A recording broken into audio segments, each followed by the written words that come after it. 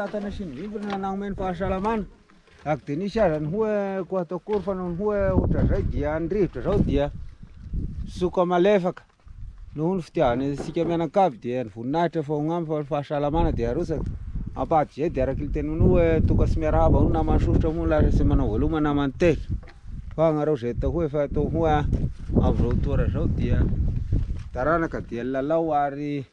nanao zay teny ho koa atao ainy nefa kosa dia araky ny teny manao liteniterem-bolony sohaka anahiny koa agnay ary hantia lalana ndray fa dia omeny fahasalamana agnay engany dia araky ny teny manao akondro miaraboko atao saosy miaramaniry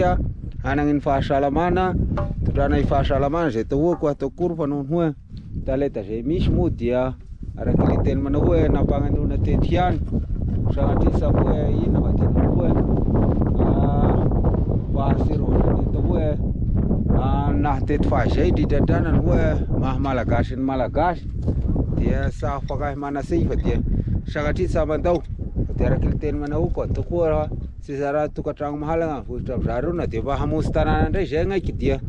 eto aroko dia isizoandro isizoaligna zay misaiky misopatra dia ampody azy mangagny areo ro hoe hitahy andro hitahy aligna dia meno fahasalamana agnay fa dia agnay ary zay mba handeha ndraiky dia eto aroko dia mahandrazany hoe ny tanàna indrindran-drana ny vohitra dia areo ro asisinezitra na ny asimo na ny avaratra na ny asinanako dia meno fahasalamana ny taranaka indrindran-drana ampilandravinaitra fa dia salama tanteraka ato moa ny ray aman-dreny avo hagnatevin'azy saotra indrindra toko